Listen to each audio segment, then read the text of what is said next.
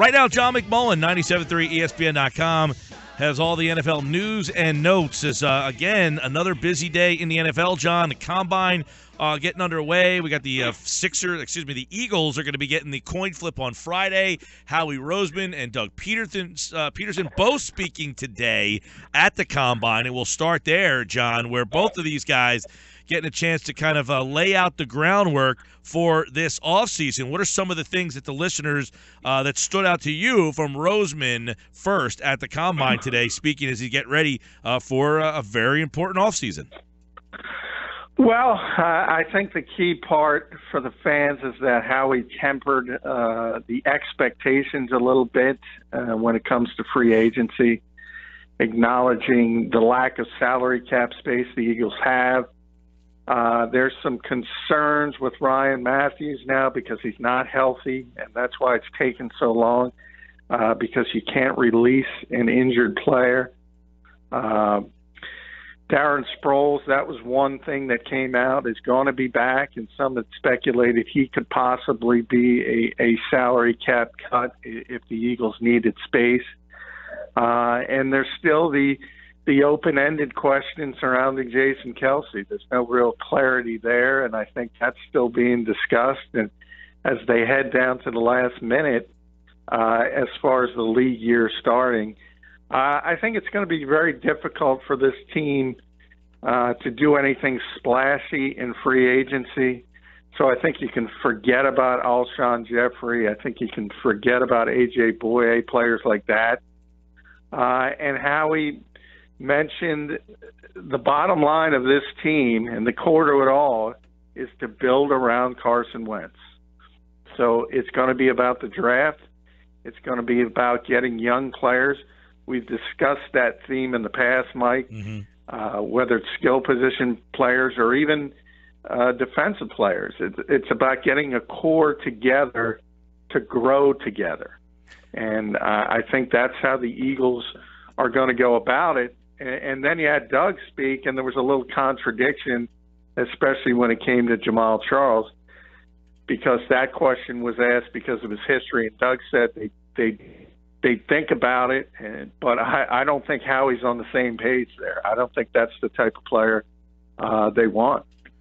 Yeah, I kind of get the same feeling, too, that Howie's saying, look, a 30-year-old running back just doesn't jive with what we're trying to do in this situation, right? I mean, this is something that realistically seems like Charles is a Band-Aid type of player at this point in his career.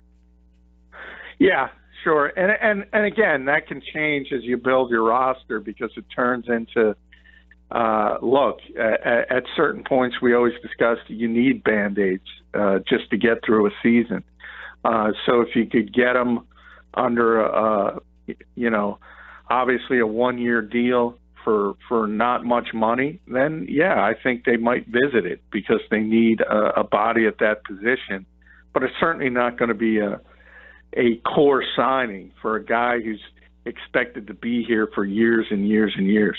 The money part, you wrote about it this morning on 97.3 ESPN.com. The salary cap is set. The Eagles do have a little space, not much. Why is it, in your opinion, that only one guy has been a cap casualty at this point? Well, we now know why Matthews hasn't been a cap casualty, because he was the other slam dunk, and that's because he's not healthy and he wants to continue his career. So that makes things a little sticky because you can't just cut players who can't pass a physical. So you have to sort of negotiate, usually with an injury settlement, and that can be difficult to do.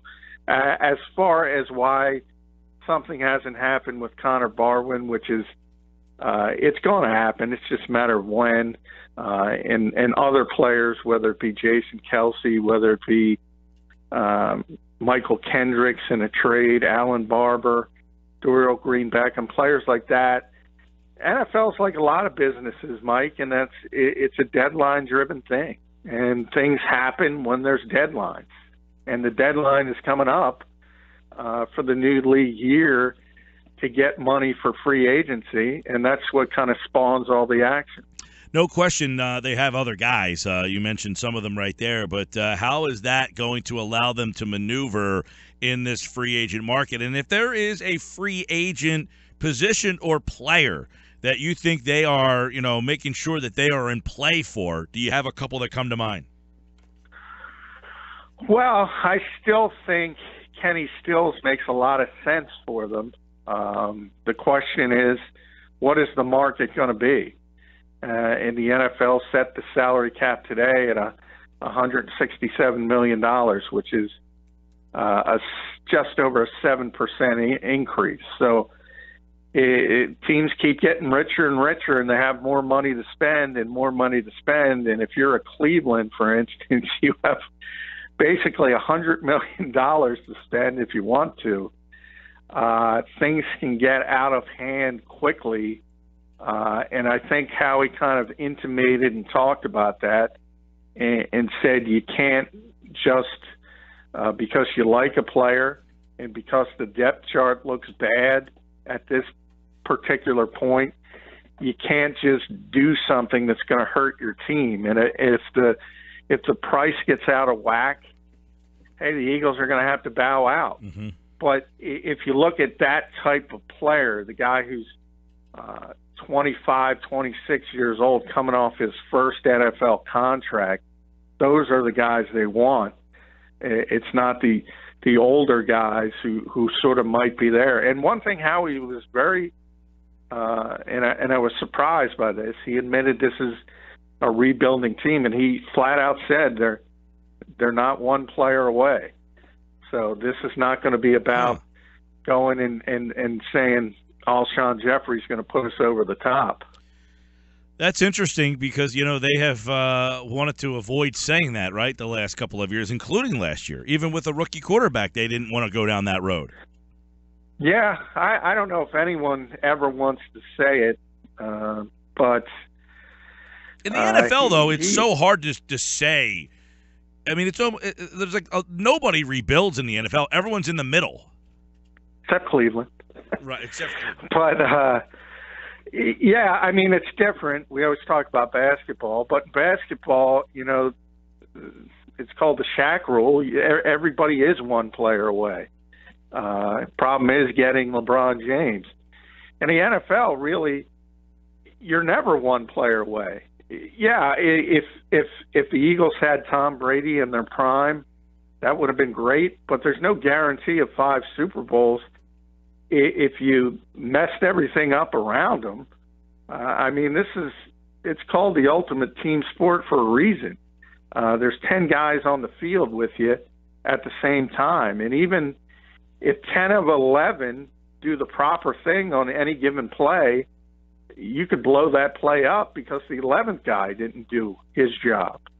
And that's the nature of the NFL. Really, there's never, even if you're good, even if you're the New England Patriots or the Atlanta Falcons, the Super Bowl teams, there's not one guy you can point to and say, this is the reason we're there, and everybody's got to contribute. And that's where the NFL is a little bit different. Yeah. Look, one thing is the Eagles are in a spot with Wentz where, they got their quarterback. Now it's trying to build around him. It seems like in years past they could never find the quarterback. They were always getting the pieces around them and couldn't get the guy to fit into the middle of that circle. Well, it's a lot easier at that part. I will say it's a lot easier if you have the quarterback. It's a lot easier to do the rest of it. You still have to do it. I mean, it's not a slam dunk. We've seen Aaron Rodgers. Hey, I say it all the time. At the apex of his game, I've never seen anybody play the quarterback position at a higher level than Aaron Rodgers. And you look at his career, and while Green Bay's a contender year in and year out, they've won 1 Super Bowl. It's no guarantee of anything other than you're going to be relevant and you're going to have a chance. You still have to put the other stuff around that particular player, but it's a lot easier. And I think the Eagles did get that guy. Not going to say he's going to be as good as Rodgers, but I think they have a long-term franchise-level quarterback. Do you anticipate Howie being in charge? There have been the scars of the past in terms of free agency. I heard Adam Schefter basically him saying this morning that he expects the Eagles to be an aggressive team in free agency. You look at their money situation. Do you think the Eagles right? Do you think the Eagles are aggressive in free agency? Well, I mean, are we talking number of bodies? I could see them signing a number of mid-level players, but people who think they're going to sign Alshon Jeffrey and A.J. Boye, both of them, I mean, there's not the space to do it.